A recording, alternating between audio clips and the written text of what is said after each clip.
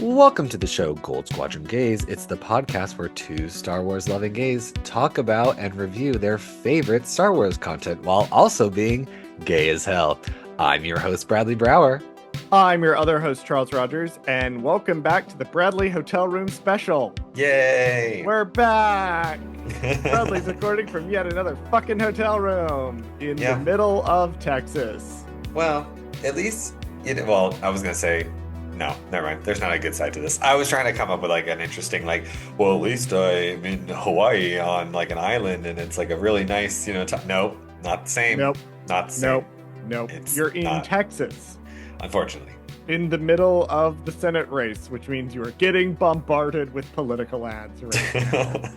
And I can't even vote in this state. So stop telling me.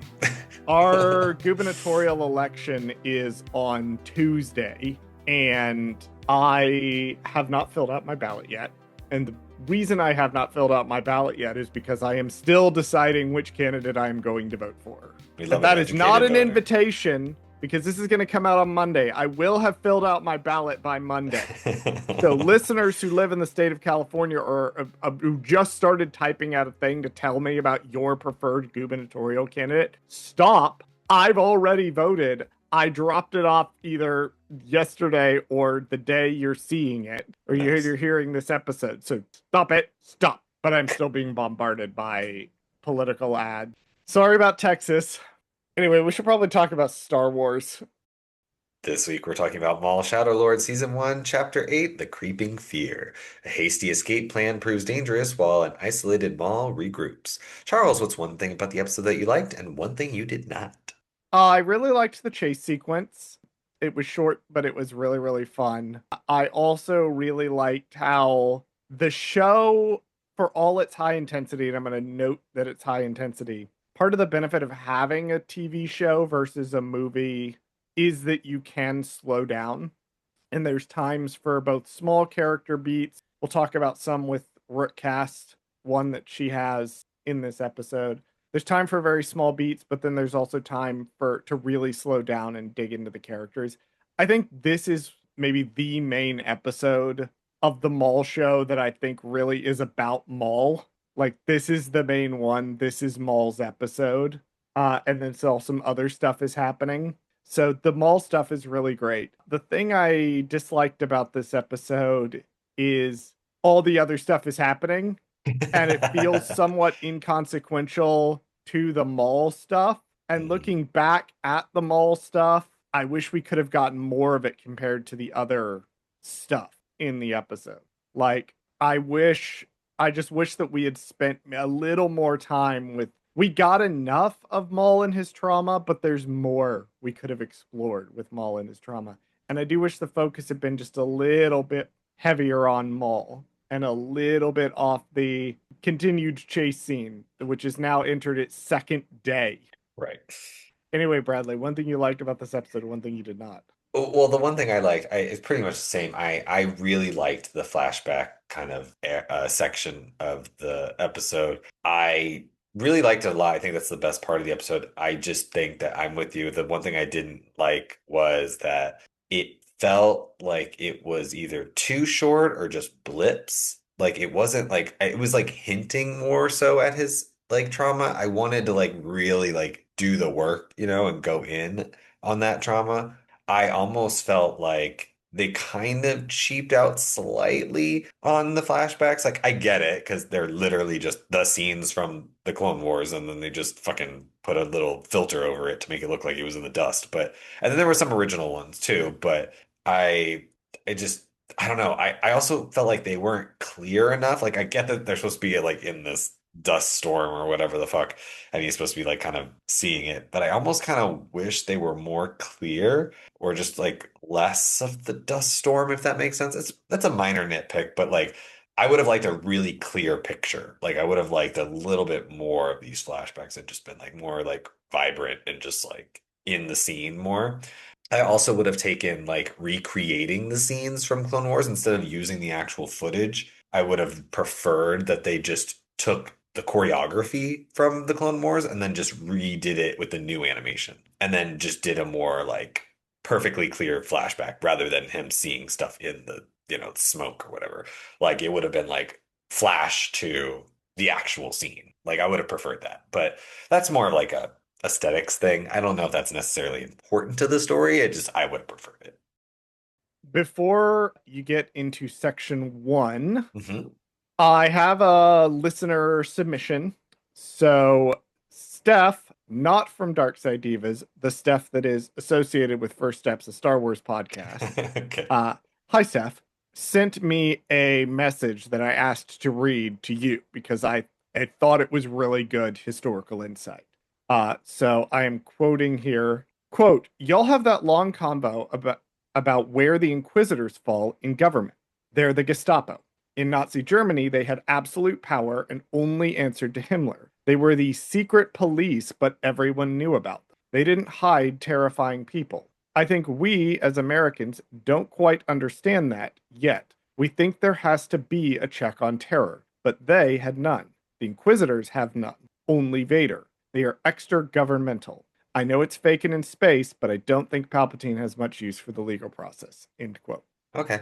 That That's a makes it a little bit more really, clear. I think the bit that made me be like, I want to read that out loud is the bit about how we as Americans default to there needing to be some sort of hierarchy or some sort of check. Right. We struggle to understand the concept. And we also, as evidenced by, the last couple of years, really don't like it when government agencies start acting outside of those checks. Right. I think you're right. We just don't understand the Inquisitor system doesn't make sense to us because we just can't see that system happening in our daily life, I guess. Right.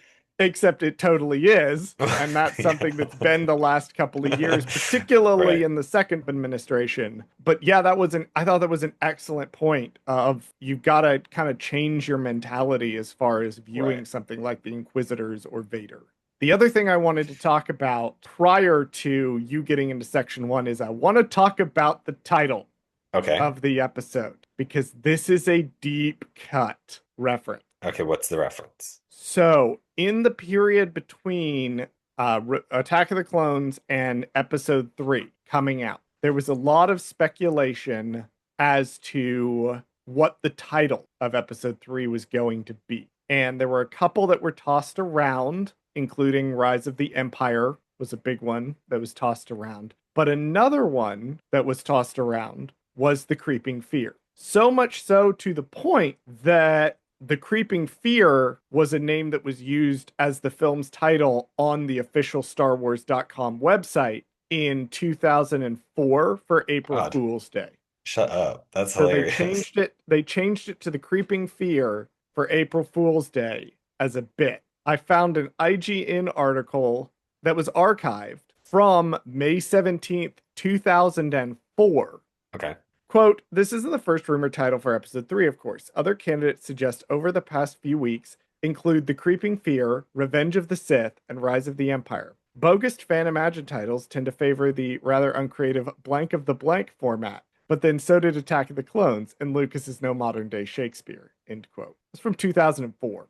Rise of the Empire would have been a good title. I mean, that's generally referred to as the title of the era. Reign of the Empire is the books. Right. Rise of the Empire is one way to refer to the era. The era It's of sometimes the yeah, referred to yeah, the yeah. prequel era. But yes, Oh that's a little bit of Star Wars history for you. And that's where the title of this episode comes from a fake title for Revenge of the Sith. Section 1.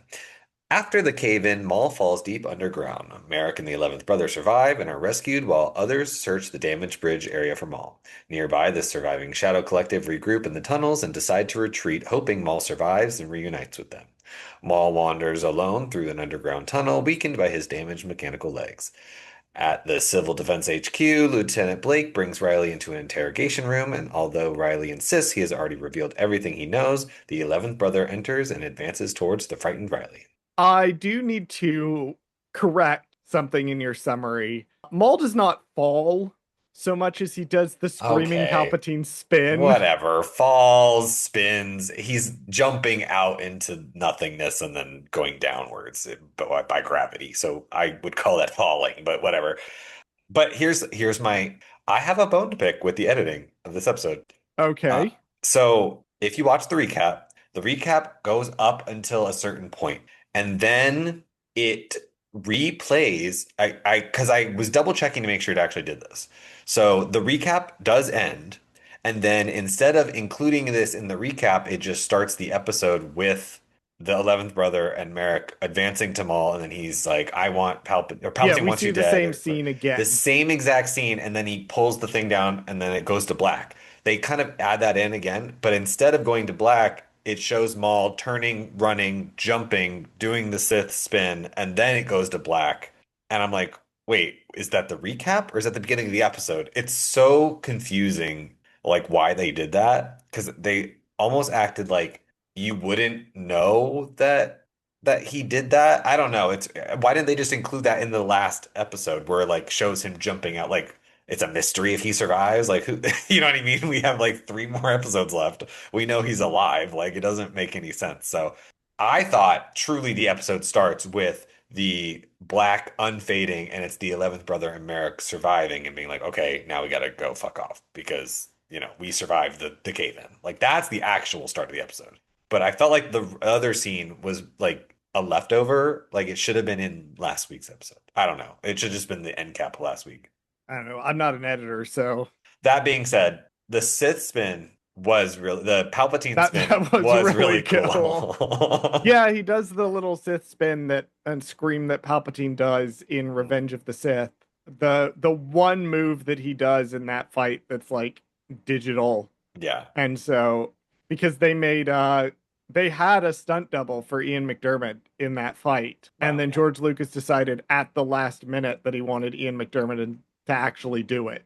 And Ian McDermott is old Old. at that point, older at that Right. point. He's not like decrepit and falling over No, but he's in not a that young point, but spry he's not a thing. young spry guy either. Yeah. So yeah, Maul's doing the spin, which I liked a lot. I also really liked Vario's moment of so Rookcast walks out and she looks like very genuinely sad, which is what one of the things I wanted to highlight Hmm. is this scene is great for cracking like the veneer that Rookcast has to put on as Maul's second in command a little bit. She looks really upset that they can't find him. Right. And Vario's over here going, "Oh no." Anyway, Anyway, yeah, he's like, oh darn, like, this is such a travesty. the best character. It's him and Spybot are the best characters in this. For Because sure. Vario does not undergo any character growth. He's just like this the whole time. Yeah, now that I think about it, I don't think he changes at all throughout the Nope. entirety of the story. He just fast talks his way into not being dead Not being repeatedly. dead. And as he should. But Not every Rookcast, not every character needs growth. Not every character needs, that's true. you know what I mean? A good, yeah, it's a common thought that every character like has to have some sort of arc, which generally as a writer you want to be thinking about that for all of your characters, even kind of your side characters. Depending on the genre, you may not have the time to do that, but generally True. characters should feel dynamic. You should be able to chart kind of characters have changed slightly. And I would also argue that because his character doesn't affect the overall meta plot of the actual story in a way that is significant enough, so like it doesn't matter necessarily that he changes or not. Like I feel like with Vario, it's the same thing. Like, yeah, he's an interesting guy and but if he were to change by the end of this season, then he wouldn't get us something at the end of this episode like that would keep the story moving forward. So Right. like we actually need him to stay the same. So it's kind of At like least a for yeah, this first season, yes. He doesn't grow an attachment to Maul. right. He doesn't like grow an attachment to one of the kids. Is Hmm. no, he Yeah. sucks the whole time Yeah. for this first season. And honestly, good for him. Yeah. I like it. Good for him. Cast also has a moment of like very genuine empathy for Icarus, Mm. where Just comforting him. because Yeah. Scorn Mhm. just dies, and she does have this moment of comforting him that's very small, but does a lot to show like she understands what he's going through. Right. And a lot of the Icarus stuff is sort of happening in the background of these next couple of episodes, but There are still moments like this of where it's impactful. I love the little details in the show. You asked me to double check something. It is, in fact, Marak that is speaking, not the 11th brother, who is Crow. Okay. So the summary you read on Wikipedia at the time you read it was wrong. That's what I If you thought. read that it was the 11th brother taunting him, Marak is the, I don't remember what his moniker was. He's First the brother. first brother. Yeah. Yeah, so it is the first brother. Okay. So when Maul is by himself, you said he's like hearing voices or whatever, and that's supposed to be Merrick? He's hearing voices. He is hearing the actual voice of Marak. So Interesting. playing in his head, which I think they're doing multiple takes of it because we hear it multiple times in the episode and there's times it sounds a little bit different. Yeah, I just assumed it was like Maul's inner voice. I didn't ever think this was supposed to be like Merrick or like No, an that's Inquisitor. he's Yeah. hearing Marak's voice over and over and over Interesting. and over again. Weird. Yeah, Okay. in his head. And basically every other voice we hear is voiced by someone else. We'll get to it when we get to the Mhm. big mall Right. scene. He does scream at his younger self that he hates him, which is this is the first time we're seeing Maul's like adolescent self on screen. Baby Maul. We've seen Baby Maul before in Okay. other media. This is the first time we're seeing him on screen. Got it. So Maul chastises his younger self, presumably for being weak, and whacks at him with the water. Cut to Riley, who is definitely about to get tortured. Yeah, and I was like, fuck. That this teenage boy is definitely about to be tortured. That seems to And be the 11th Brothers thing, I guess, is just that is like, in fact yeah, the Inquisitors love in torturing general. people. Yeah, yeah, yeah, yeah. That is one of their favorite things to It's their favorite do pastime. is to torture some defenseless teenager. Yeah. And I love that we know this because the 11th brother just walks into the room. He doesn't say Because anything. if we're Yeah. paying attention to the show with our eyeballs and remembering things that happened more than one scene ago, we know we remember the scratches on the table from Chief Kleiss, and we remember the interrogation for Lawson in episode 5. Sure. Yeah, I think it was episode One of 5. those episodes. Yeah, yeah. Yeah, that Lawson was interrogated, and even he was questioned pretty aggressively, even though they let him go. Right. Yeah, so Yeah, and this I saw this as like they were gonna question him. I didn't think they were gonna try to break him though. I feel like this was more like a preliminary, like yeah, the Inquisitor being there is he probably probed his mind or something, but like I don't think like almost he certainly yeah, based on yeah, there's something happened in that room based on what we see of Riley later. right. I don't think they did the full like Kylo Ren Right. ripping information out of his mind, but I definitely think that it's something happened in there to scare the shit out of Riley. Section 2. Lawson gets in contact with Rena, who informs him that she has secured off-world transport leaving in 2 hours, but Lawson wants to delay the departure so that he can carry out a rescue mission for Riley. Inside the headquarters, Two Boots argues with Officer Wade about protocol and Chief Kleist's death. Wade makes it clear that the Imperials have no intention of following proper investigation or procedures. Two Boots secretly contacts Lawson and reveals that Riley is in Imperial custody. Lawson offers to surrender himself in exchange for his son's freedom and orders Two Boots to bring Riley to the loading dock despite the danger. After the call, Devon criticizes Lawson's risky plan while Docky warns that Two Boots has betrayed them before. Lawson insists that they have no other option, gives Docky the coordinates to Rena's escape ship, and asks him to ensure Riley's escape safely. Devon leaves to search for a getaway vehicle, and Two Boots begins the rescue by getting to Riley's cell and telling him he's there to save him. One interesting thing that the show does from a narrative writing standpoint is it keeps tossing in things to up the tension, both within the context of episodes themselves and overall over the course of the show. So if you notice, it's doing things where it's adding another Inquisitor, and that is up to the tension of the show. It's injuring Maul, and that is up the tension for the rest of the show. But we also have ones that are very specific to the episodes that we're watching. The transport is very specific to the episode that we're watching. So we've introduced two things to keep the tension up. Riley is being questioned by the Inquisitor, and now there's a transport that can get them out, but they have to get there in 2 hours. Right, you introduce a timeline or a time crunch to up the stakes a little bit. Right. And that is something you can do for one of these episodes. Hmm. There's a tiny moment with Two Boots offering Blake coffee, and Blake just sort of ignores him. Yeah. There's been this underlying tiny subtle thing of Two Boots' relationship with the coffee and how that relates to his relationship with other people.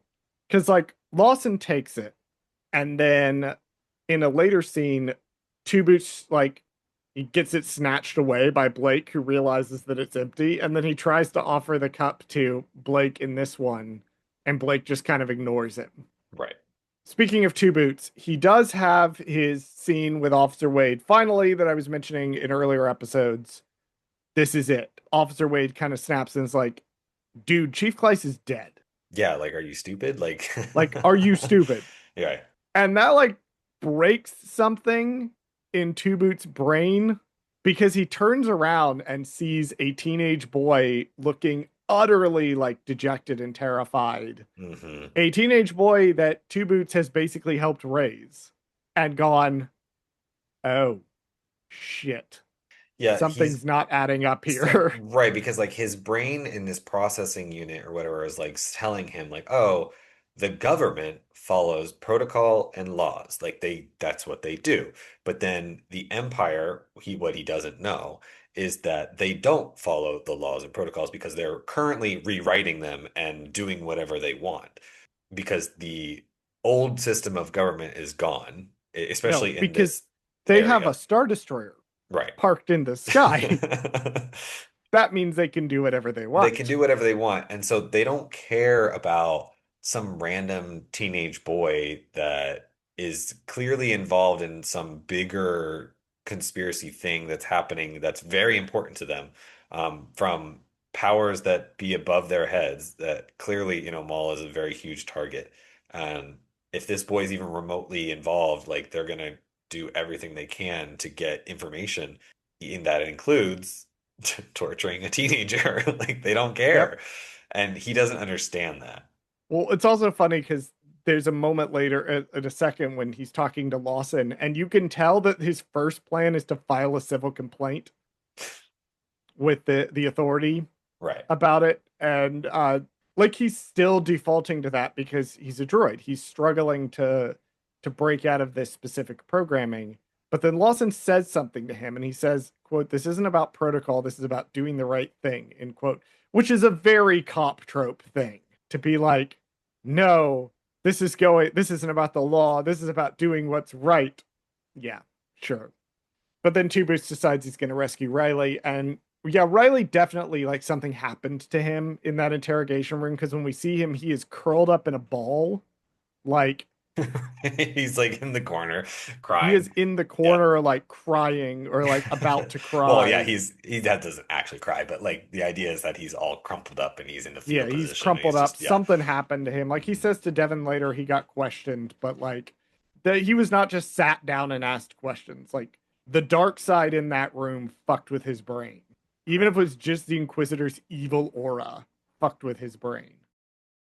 Section 3. As Maul travels through the tunnels, he is haunted by visions and memories of his past. He recalls Savage trying to stop him from following Sidious, as well as the brutal training and punishment he endured as Sidious' Sith apprentice. Maul relives being defeated and mutilated by Obi-Wan, surviving as a broken cyborg spider on Lotho Minor, and later reuniting with Savage. He then remembers Sidious killing Savage on Mandalore, causing Maul to grieve his lost family and homeland while blaming Sidious for the suffering and destruction of his life. I like how you put this all in one section, which is Well, good because I I have a had to. lot of notes. It's not long. Like in terms of like watching it on screen, it's really not that long of a scene. But I felt like because there's just so much happening in this scene, like it needed its own section. So I need to read who Sam Witwer is credited as playing in this episode. okay, great. Let's get the whole list. He is credited as playing Maul, Darth Sidious, Stormtrooper number one, and young Savage Opress. Hmm. I wonder if they're gonna get the gotcha jack of all trades voice actor of Star Wars to do more than one voice in this episode. I mean, good Now, for him. Yeah. now, Savage Opress does have another credited voice actor in this. And I'm pretty sure it's a new line of dialogue Oh, okay. for reasons I'll get into in a minute. But Clancy Brown is also credited as returning as Savage Opress. Okay. That's so fascinating to me because as some of you may know, Clancy Brown is also the voice of the 11th brother, who does not speak at all in this show. Quick refresher, Clancy Brown, for his one line of dialogue, is a banger fucking actor and a banger fucking voice actor, famous for things like The Shawshank Redemption and being Mr. Krabs in everything SpongeBob SquarePants, Yeah, and being the Deveronian and then later Ryder Azadi in the live action Star Wars, and being in all the fucking Star Wars ever. right. He is everywhere. But that's what I Uh, don't understand is that like so clearly they brought him back to do dialogue or do something or one line of dialogue, which I'm not 100% sure. We'll get to it when we get to yeah, that line, but I am 90% sure that is a new okay. line of dialogue. Because my only other thing is like, because why wouldn't he just do a couple throwaway dialogue lines as the 11th brother? You know what I mean? Just like just little things here or there that could have. I think it was a choice. It was a Yeah, deliberate choice not to have the 11th brother speak so he can be scary. I think it's a money thing, but okay. I think it's a specific. You get to a point with some of these voice actors where they're just on call for Star Wars. That's true. And you know what? I'm sure like in his situation, or really a lot of these people who are in Star Wars a lot of the time, who do multiple voices, just don't care. They'll come in. They They'll don't come care. in. They'll just do it. They'll get paid for it Yeah, because they but they'll have just do to. it. Yeah. But they'll come in. If Dave Filoni calls one of these people who have been here That's right. forever, they also have credited Ewan McGregor as the voice of Obi-Wan Kenobi. Pretty sure they're just using Mm, archival footage. They did not get Ewan yeah, McGregor back to that be that Obi-Wan, to scream as Obi-Wan Kenobi. They're using archival footage from for the Phantom. 100%. I think that was literally the audio from Phantom Menace, if I'm not Yes. correct, but it sounded pretty much the same. I'm pretty sure it was that bit, but Yep. So, but here's the interesting thing though about that vision and about the other ones is that I read somewhere, I can't remember whether this was a primary quote or primary source or if this was something that somebody just observed. None of Maul's visions are quite right. They are all somewhat distorted, especially the new ones, the new okay. footage that we see from like his childhood. So he doesn't see Obi-Wan Kenobi like flip over him and slice. He sees Obi-Wan like charging at him, Right. right? And he sees like the Emperor as Darth Sidious all the time. He's always in the robe and the cowl. The biggest is that we get what seems like Savage's dying moments again, but in Maul's head, Savage says, "You must have your revenge." I looked up the actual scene where he died. Yeah. He does not say that. Okay. His He just actual dies, right? dying words to Maul are, "I'm not like you, I never was." So Maul is misremembering Savage's final words to him. I That's mean, why I think this is a yeah, new line of dialogue because I don't think this he says this anywhere in Clone Wars. I see what you're saying. I think Maul is misremembering his brother who at the end of his life was saying like, "I'm sorry, I," because he holds his brother in such high regard because Right. he's lost him, right? So he's retroactively making Savage more than he was, and in doing so remembers Savage's final words to him differently. I don't. Maul is an unreliable narrator, and nothing he says should be taken at face value. Unreliable narrator does not mean he is lying. Well, to be clear, I saw a thing on Threads, a post that I was like, oh, that actually is pretty good. I can't remember who said it, but it was like reminding people unreliable does not mean lying. It does not mean everything he says is untrue. It means everything he says is distorted by his perception of it. So he's Right. Yeah. remembering events that happen, but like he's remembering Savage is like, don't go with Sidious. My understanding and my impression of what we know about Towson handing Maul off to Sidious was that Maul did not get a choice Yeah, there in that. wasn't like a don't make it like it was not like, oh, here, make a decision. Do you want to go with this random old man stranger? Like, or do you not want to go? No, I'm pretty sure she just kind of shoved him out We the door. It's not canon, but when we see that scene happen Hmm.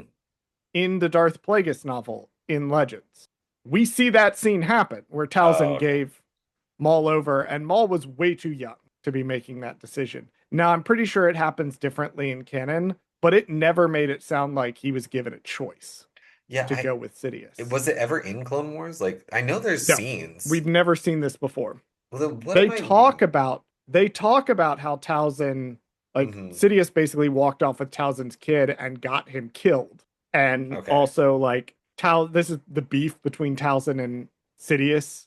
Is that Sidious took her son and got her son killed, so Okay. she has mad beef with him. Yeah, maybe I'm misremembering Clone Wars. I really need to rewatch Clone Wars, I honestly, think you really need to rewatch Clone I Wars. feel like this show messed me up because I was thinking like, oh, I know everything that happened in Clone Wars, thinking like I haven't watched it in 10 plus years.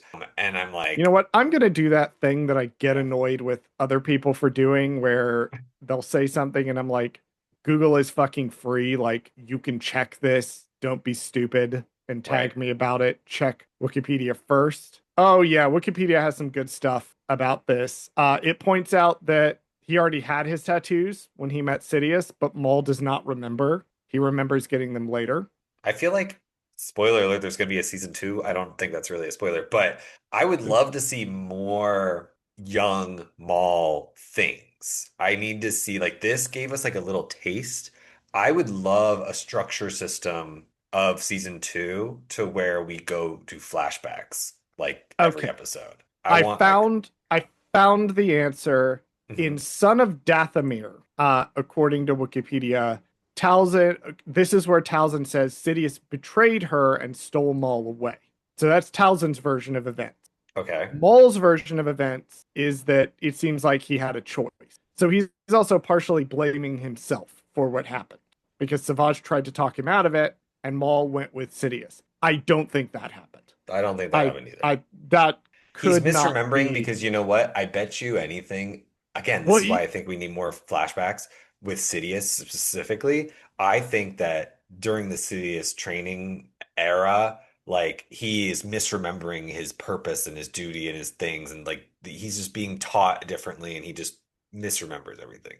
he's also at this point blaming his younger self. Remember, we had that scene at the beginning of the episode where he tries to Right. like smack his younger self in the face, like he tries to hit himself as a kid because he blames his younger self for being weak. Also, according to a story from Myths and Fables, which is a extremely unreliable Myths and Fables, Sidious, quote, ordered Talzin to give up Maul to a keeper, threatening not to follow through with his promise to make her his apprentice. She reluctantly agreed, and Maul ran to the forest angrily, overhearing the conversation. When he returned, Nightbrother took him and threw him into the pit, and eventually, like, Sidious walked away with him. So, in this one, Sidious declares Maul the winner. He goes into the pit and he does pit things, and then Sidious declares him the winner, and he's going to be Sidious's new apprentice and absconds with it. So this is probably also not what happened. It is Yeah, a myth, but it is a retelling of it. this is why we But need more flashbacks. we do get the impression. I kind of like we don't know. Everybody is sort of a different version of events that Yeah. happen. Because the version of events that made it into myths is probably something that developed secondhand. So it probably developed because Maul didn't tell anybody, Sidious didn't tell anybody, and Talzin didn't tell anybody. We know. Right. So probably Talzin, the other Night Brothers in the village, probably told a version of this story, It's like a rumor and or it what was they heard happened or retroactively yeah. Hmm. the only version of these stories that agree of each other, where there's two of them that agree, is the myth and Talzin's version both agree that Sidious betrayed her. Yeah, I think my head canon or just like what I believe to be the process of events that happened or whatever is that Sidious promised Talzin something. We don't know exactly what that something was, but some kind of power or some kind of whatever. And then in exchange, he needed an apprentice that who had some kind of inkling in the Force. She knew, obviously, her son had a very strong sense in the Force of some kind. She was like, "Here you go. You can have him. We have a bunch of kids anyway. Not a big deal." And then he just kind of took Maul and then just kind of like fucked off and then like didn't actually give Talzin what she was promised and then through some bad blood, Grievous kind of took the reins from there. But but Right. yeah, so we might not ever know, but I just feel like that's why I want more flashbacks. I feel like we could get a little bit more, even if it's, I mean, I hate to say this, even if it's more tales of stuff, like I wouldn't mind getting a little bit more I think for me, the big thing that this whole flashback sequence pushes, or that it affirms, is a couple of things. One, basically all of these are about how much Palpatine sucks, except for the bit with Obi-Wan Kenobi. Yeah, he's like, I'm still mad about Obi-Wan this. Kenobi, he's like, yeah, I'm still pissed about this. Yeah, It's like, I'm don't still forget, mad guys. about I'm real Kenobi. mad about this one. He also remembers his brother's face very clearly, but he doesn't remember Sidious's or Kenobi's. Yeah, Like Kenobi is this kind of shadowy figure, which is which weird because he funny probably that he spent the put, same amount of time with. He probably spent more time with Sidious than he did with Savage, which is, you know what I mean? yeah, Like, it's just but interesting how he remembers that. he remembers Sidious as Sidious. Right. He doesn't think of him as Palpatine. He never calls him Palpatine. He Hmm. thinks of him as Sidious. True. But he's also put Kenobi on the same level as the man who spent his childhood abusing him, which is a little fucked up. It's Like fucked up, all but Kenobi did was chop him in half and that seems shove him pretty down a fair. shaft. If someone literally mutilated you for the rest of your life, like, and mind you, because clearly he's having problems with his mechanical legs right now, that's technically Kenobi's fault because otherwise he wouldn't have mechanical legs that have a problem. So technically everything is Kenobi's fault that inconveniences him, due to the legs. I think you've actually hit on the main point of this, Yeah. which really comes through in how it ends with Maul reaffirming that like this is all Sidious's fault. Hmm. Everything is Sidious's fault. Hmm. Kind of, but Maul still sees things in very black and white. Right. And he blames Sidious for everything. If you watch Clone Wars, which you should watch Clone Wars, if you've watched the show and you liked it and you have not watched Clone Wars, Maul's memory is extremely distorted because, real quick, who tried to force Savage to be more like a Sith when clearly he didn't want to be? Who put Savage in that position? Who tried to make Savage his new apprentice to try to get Right. back at Sidious? Who did that? Who That put was not Savage in harm's Sidious. way? Like that That was was, not yeah, Sidious. right. Who put Savage in harm's way? It wasn't Sidious. That's right. But he's going to blame Sidious for it Sure. because Because he Sidious is a ultimately killed him. monster. Yeah. Well, Sidious is a monster. This is true. We know this. He is Maul's abuser. That is without question. But Maul is also gonna shift things onto Sidious that Maul had some culpability in, particularly the death of his brother. Right. And that's why I think he's misremembering what Savage said to him, because it justifies Maul blaming Sidious for that instead of going, maybe I was kind of shitty to my brother in my relentless quest to get revenge on Obi-Wan Kenobi and Darth Right. Sidious. Maybe I should have appreciated the things that I had. No, no, this is Sidious's fault because Sidious stabbed Savage, which I think is really interesting for Maul's character. That, and we're gonna see this again in Rebels. He's just gonna keep blaming other people for his problems, Right. which other people do a lot of shitty stuff to Maul. But then Maul also kind of creates a lot of these problems for himself because he doesn't know how to not be Maul. I don't know. This is one of the better like Maul moments from the show for me. Well, it's because it's the stuff that is interesting and like really gets into character. It's not just like, oh, I'm a sassy evil villain, like, who just makes like fun remarks all the time and like, he just looks like a badass character. Like, no, wait, there's actually like levels here. Like there's actual like trauma and backstory and like things that are affecting him now that were like the cause, like we saw all this stuff earlier that like now is truly truly like motivating him, and it's just like interesting to see all that. Section 4. Devin steals a speeder from a bunch of Cyclops-looking aliens. Meanwhile, Two Boots sneaks Riley through the HQ facility by pretending to transfer him, then stuns several stormtroopers guarding the doors. At the loading dock, Riley reunites with Lawson and Docky, and Lawson thanks Two Boots and prepares to surrender himself to save his son, but when Imperial alarms sound and stormtroopers arrive, Two Boots decides to join them. The group escapes the building while being pursued by stormtroopers on speeder bikes, and Devin arrives in a stolen speeder to rescue them, crashing into enemy riders and helping the group flee through the underground highways, while Lawson shoots at the pursuers.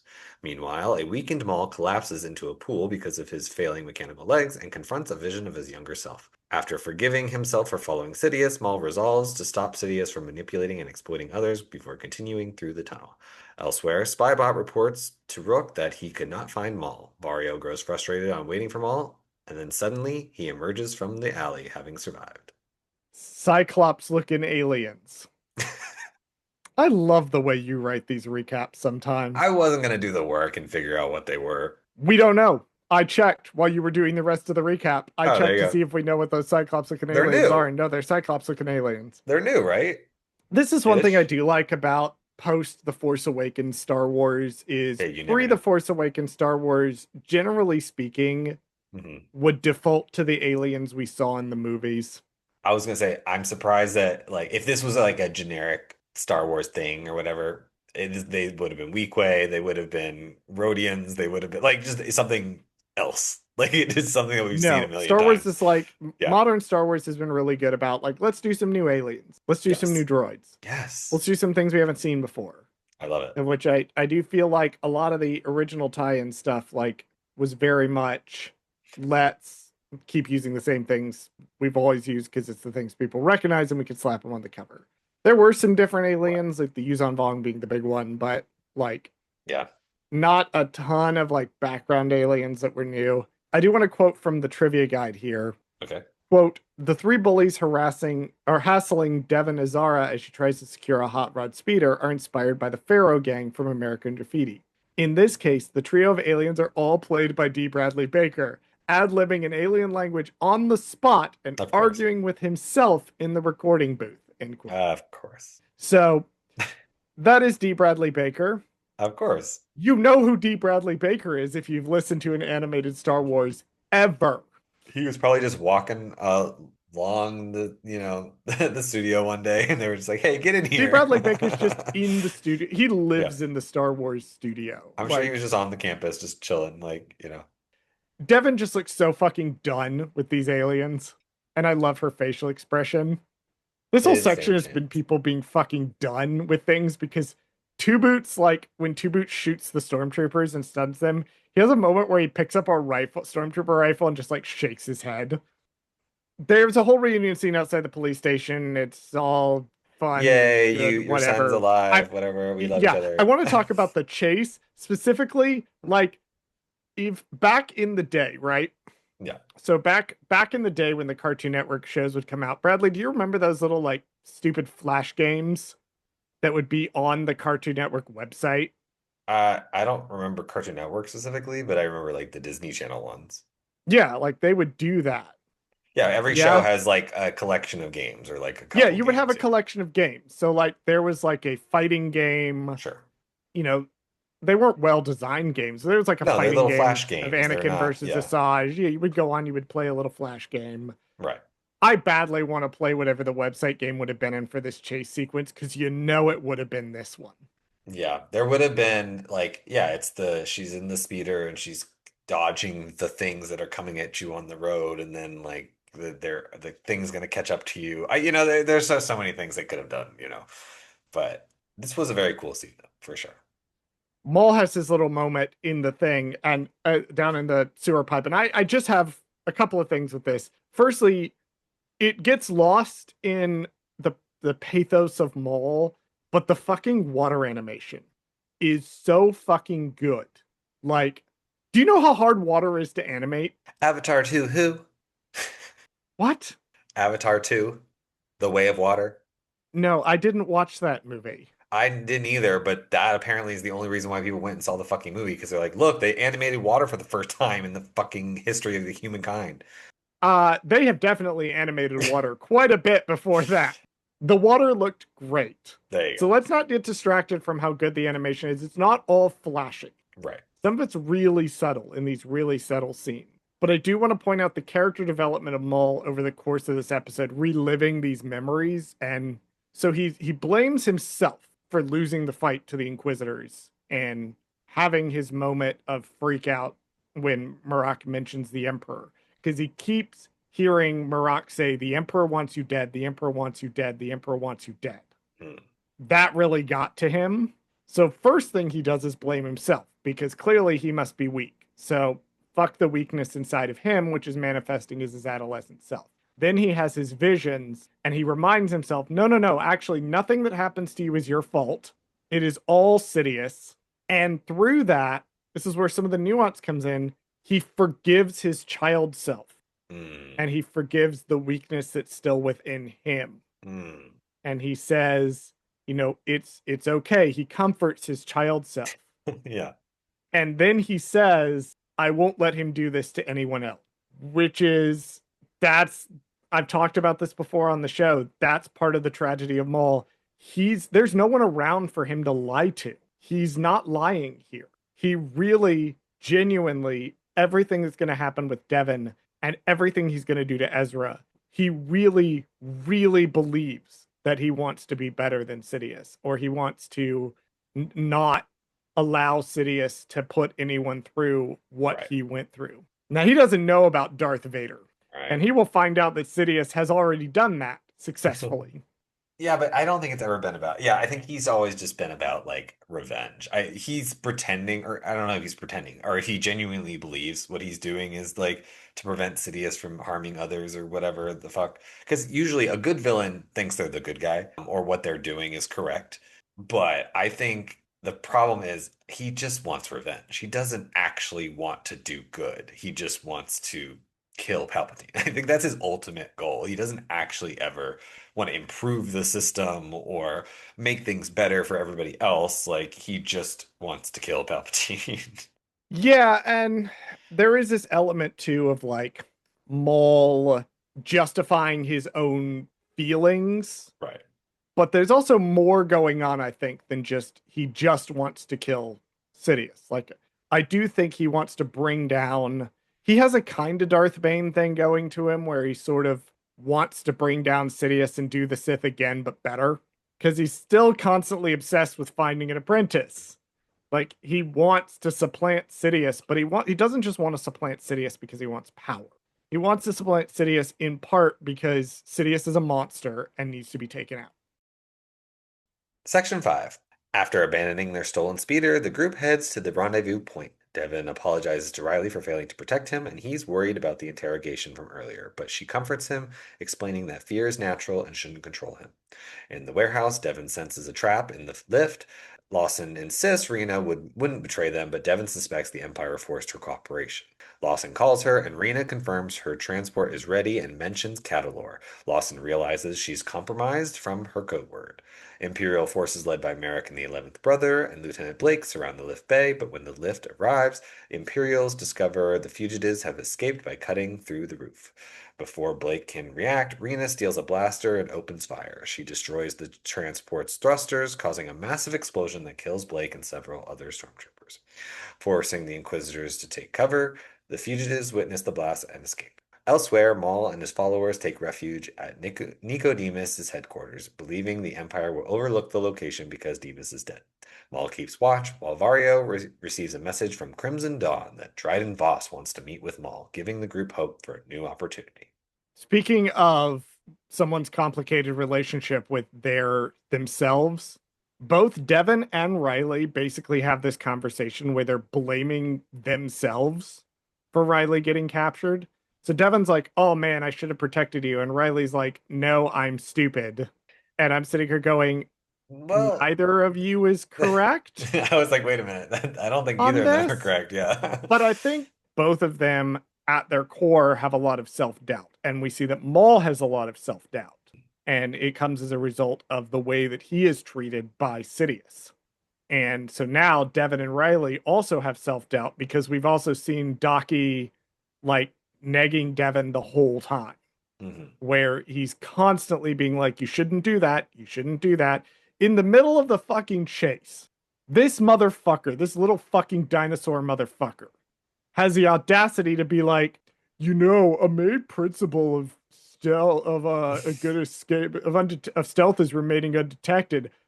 Would you We don't have a were choice. you remaining undetected at the police station, you hypocritical little fucking lizard? Like, how the fuck is that Devin's fault? When you were actively being chased by stormtroopers. Right. Do you have a cloaking device on this? How the fuck were you going to be inconspicuous blasting away from the police station Right. at 75,000 miles an hour and now you want to bring it up? He is constantly telling her, like, you should have done this, you shouldn't do that, etc., etc. And she's left with self doubt. It's like Riley gets captured, that's her fault. It's not these shitloads of stormtroopers or the Maul was a dick or just, yeah, Riley did kind of get himself into that position. But also, in Riley's point of view, like, nobody has ever been around to reinforce that things are not his fault. He's been so independent for so long that when something bad happens, it must have been something he did. Nobody's ever told him, like, this was outside of your control. I wonder if he blames himself for his parents' separation. That just occurred to me. Yeah, I feel like most kids, before they learn things, adult things, yeah, they probably would. And since he's an only child, he has no other choice but to blame himself because there's no other outside factors that he can perceive yet because he's not old enough. He doesn't realize why maybe they divorced. And we don't know. We also don't even know if they're actually legally divorced. We don't even know the status of their relationship other than Yeah, that they are just they're living separated. apart. Right. Yeah. So we don't actually know what that means and or if it's recent or not. We don't actually know. They never really tell us. Oh, it's So been 1 or 2 years. It has to be recent. It has to be yeah, within the last year or two. And Brandon Lawson has constantly been working since then. right. So Because the he was also picture of them as a family looks fairly recent. Riley doesn't look that young in that right. photo. Well, this is So, also like a year or two after Revenge of the Sith.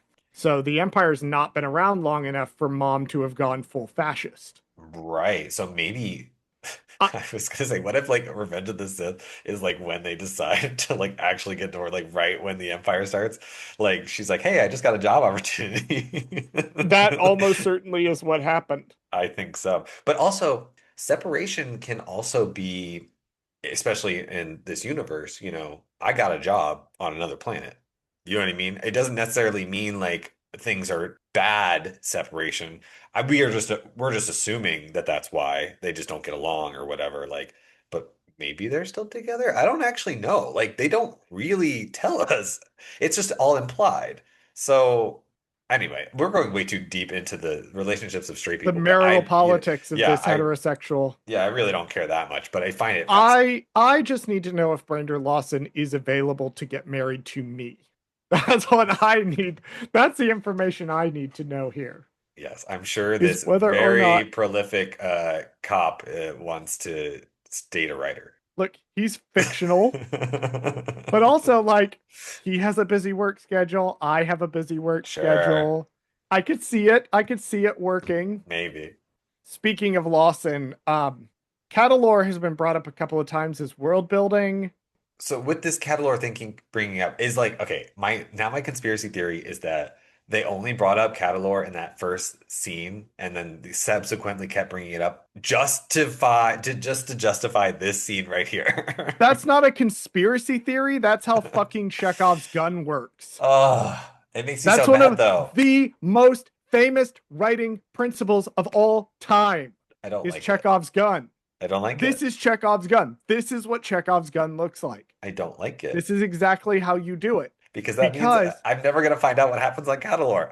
we will. Like, something did happen for real Yes, on Catalor. Its narrative purpose in the show is not to be a random bit that's just a right, little bit of world building in the past. Its actual narrative purpose in the show is to get them out of this trap because it becomes a code. And that's the brilliance of how this, because so often in Star Wars, they throw in these random throwaway lines right.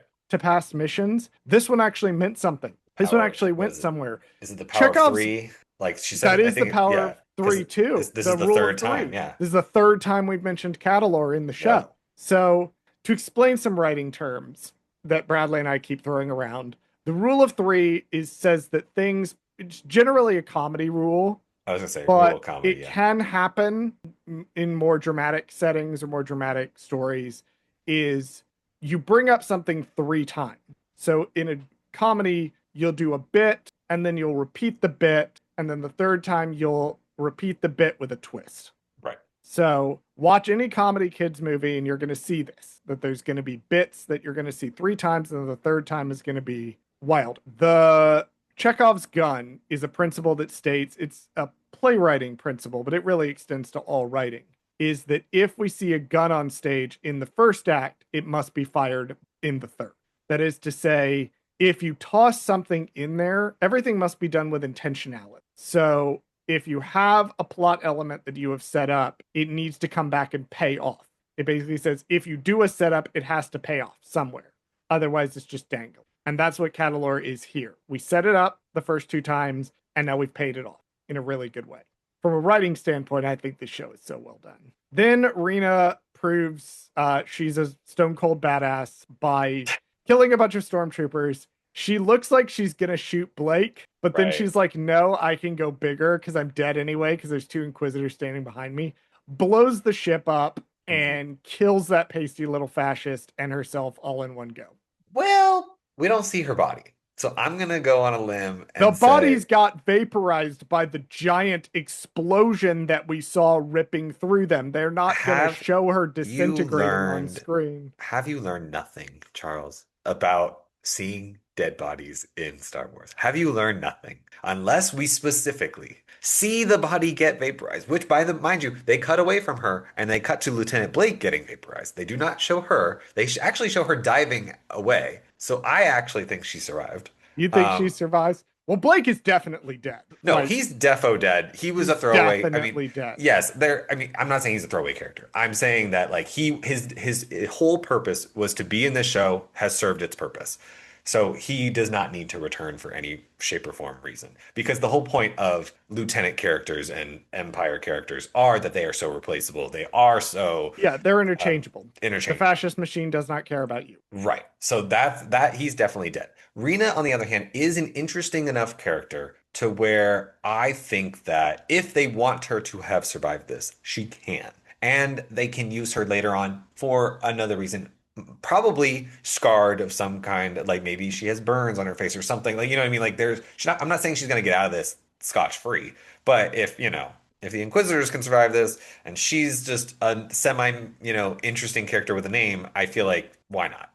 She should be able to. Let's just assume she's alive. I have to. Because she's so interesting of a character that I want to know more about her that I'm like, you can't just kill her and then be done with it. She's too crafty, too like she does things like I don't know. She's like the Vario of it all. Like I don't see a world where she dies.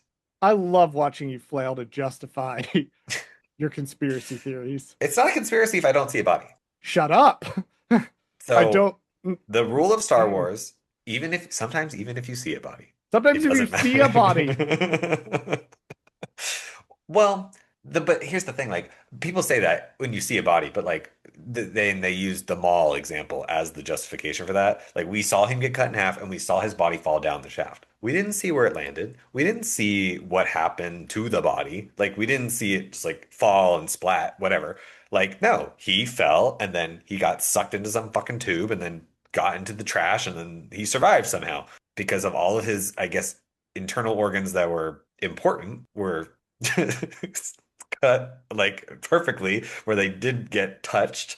And so, yeah, I don't know how he goes to the bathroom, but he's alive, so who knows? we don't think about that. That's the only thing in Star Wars we never talk about. We're Anyway, going to move on. long story long, I don't think Rena's dead. Moving on to the Nicodemus headquarters. Yeah, so Dryden Voss wants to meet. That's what we Right. find out. That's a big That's thing. a big twist, yeah. According to the trivia guide, it was a little confusing because he's in the scene where Maul is telling everybody to go into hiding in Clone Wars Season 7, which sort of implies that Crimson Dawn is part of the Shadow Collective. It's not. Right? Voss just has a relationship with With Maul. Maul. Yeah, that's what I was thinking. Yeah, Voss personally has a relationship with Maul. He was there on his behalf, not Crimson Dawn's. Correct. Now he wants to meet with Maul. Okay, I wonder what's going to happen.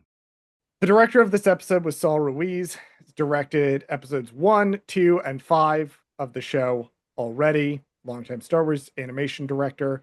This episode was written by Jennifer Corbett, who previously wrote episode 5, Inquisition. She also is the executive producer and developed by and writer for basically all of the Bad Batch. She wrote a couple of episodes of Star Wars Resistance, and she's written, executive produced, co-executive produced a fuckload of NCIS. Do you have any final thoughts, Uh, Bradley, on this episode?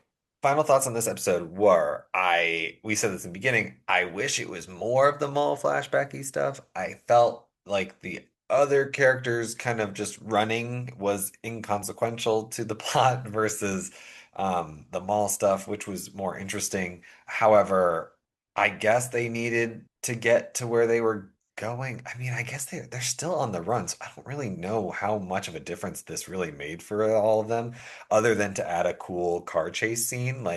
And yeah, we needed to have Riley reconnect with and Two Boots reconnect with the group, but I just don't know if we needed the full escapades of it all. Like, I just thought it was a little like whatever. I think the mall stuff is more interesting, and if we had sat with that more, I think I would have liked it better. But overall, this is a great episode. I mean, I think it's a good balance. I think that because the show is called Maul Shadow Lord, like I would have preferred a full episode solely devoted to the Maul and his dealing with his inner demons. That would have been such a nice change of pace for the show because it would give this show such peaks and valleys. Like it does have this moment. I mean, and it is a good moment, but I think that it would just be like an interesting, just more interesting, just to have like just a solid episode where it's just more of that flashbacky stuff. But what about you? I think the disconnect for me comes from the fact that this is the emotional climax episode for Maul and just another plot episode for everyone else. I think that's what's going on here for Mm, me. Is that's why the Maul scenes hit harder than the rest of the episode, and the other scenes, which are normally would be great, kind of fade a little bit into the background of my mind just because the Maul stuff is our protagonist's emotional climax right. of the season so far. He will not have a moment like this of such emotional intensity for the rest of the show, at least for this first season. Right. Certainly, they will do it in season two, but for season one, he has now his arc has culminated. And the next two episodes are just going to be him being a stone cold badass while everybody else gets their story arcs resolved Right. from season one. So it's a little weird emotionally. I think it will hit really well when I do my watch them all in a row. What are we covering next week, Bradley? Next week we're doing chapter 9, Strange Allies. More running and chasing and shooting. Yeah, but at least it's the what, pre-finale. So it's the Oh yeah, yeah, so yeah, yeah. we're doing it's another setup-ish. I don't know. I kind of feel like it's a two-part finale. We'll see. Pluggables. If you want to follow me outside of the show, I work in reality television and I've had a chance to work on different shows such as Married to Medicine on Bravo and The Circle on Netflix. My newest show, Temptation Island, is currently running season 2 on Netflix. And then I'm currently shooting another show that'll be on Bravo, hopefully by the end of the year. So maybe we'll talk about that. But until then, I can't. So. You can find me on the Star Wars TTRPG podcast for Light and Dice, a Star Wars TTRPG set in the High Republic era, which is currently barreling through season 3. We just recorded a session earlier this week. It's one of the best adventure sessions I think we've done so far. So season 3 is really popping off. We did a little bit of comedy, we did some horror 2 sessions ago, and this one was just kind of a fun adventure detour. So definitely give that a listen. Because of scheduling things, the 2 episodes are going to come out a little closer to each other than normal. So that's going to be fun. I also write books. You can find them at Amazon, Kobo, and Barnes & Noble. Those are called Beach House Studios. Those are also crime dramas. So if you're liking Maul and you want to see me take a crack at the same genre, it's not quite the same, but there's definitely more gay sex in it. Okay. Not in the context you would think. It's weird. You just have to read it. You can check that out on Amazon, Kobo, Barnes & Noble, or you can request it through your library, through Overdrive. Alrighty. Well, this marked the point. The next 2 episodes we're going to watch was the last time I had to wake up at 6 o'clock in the goddamn morning because Bradley told me there was a spoiler Yes. that I could not know. And so I woke up at 6 o'clock in the morning every week thinking that spoiler was going to come.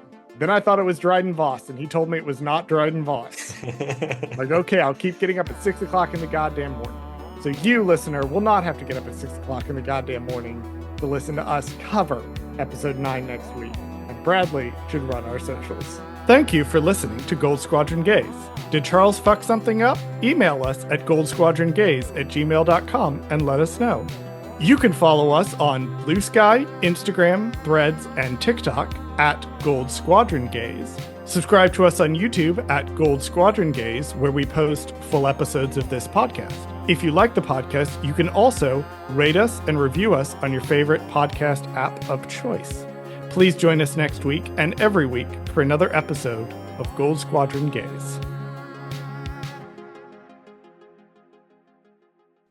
Horrible baby. Horrible baby.